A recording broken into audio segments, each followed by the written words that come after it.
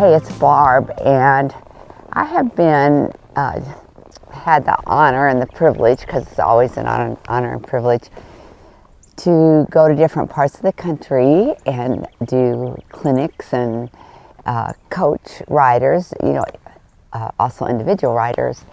And I've noticed something that I think I've talked about it before a ways back, but it really bears repeating.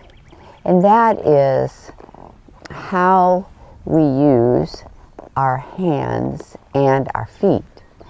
And I see one of two trends that happens. One trend is that people just kind of hang on their horses because they don't want them to go fast. And then what ends up happening is that as we hold a horse like this, and we use our feet, and they can never get relief, they just kind of get sillier and sillier because they want to they're looking so much for the release. That's how we train horses, is by the release of pressure rather than the application of it. The other thing is that people feel like they're going to hurt their horse if they take a hold of him too much. So like they barely use their feet, and they barely use their hand, and they're just like the lightest because they don't want to hurt their horse. So it's a bit of two extremes. The person who's hanging on their horse, of course, they're not trying to hurt the horse either. They're just a bit unaware that that's what's going on. So I want to give you some guidelines in this video. And the first is that we always want a horse to respond to light pressure. So it's a good thing if when you drop down and you look, you maybe have just a little bit of leg. So Nick didn't really respond there. He just kind of made a move towards the gate. And so if I ask him with just a little look here and ask him, then I can give him a bit more force, more energy into my cues to get the response I want. But here's the key. I want to release immediately. So when I walk around here, I'm going to look over here, use this leg lightly. Okay, and then I'm going to release.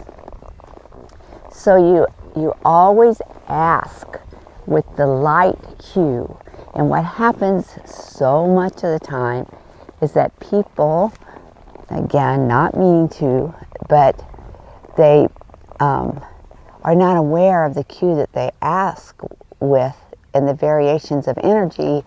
And so if they have a horse that's a little bit lazy, what they do is they just start kicking. And so the horse learns to respond to a kick. You always want to ask light and then either release. Okay, so I'm going to put my leg, oh, he was good. Watch him put my leg here.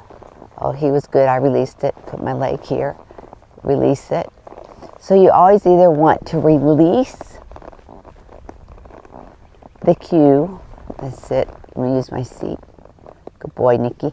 You're going to ask light and either immediate release, or you're going to apply pressure. And it's really that simple, I guess you'd say, but it requires a lot of focus and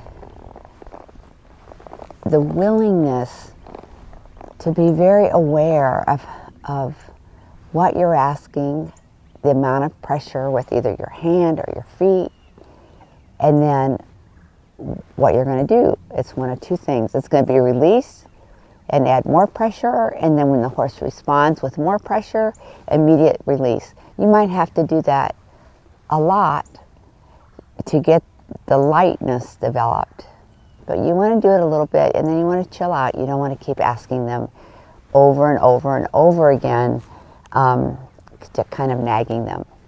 So anyway, those are some broad guidelines, and of course there's lots of different scenarios to that story, but I just wanted to make sure, I just wanted to remind and go over that light, release, or add more pressure release idea with your cues, and that goes with your seat, with your legs, and with your hands.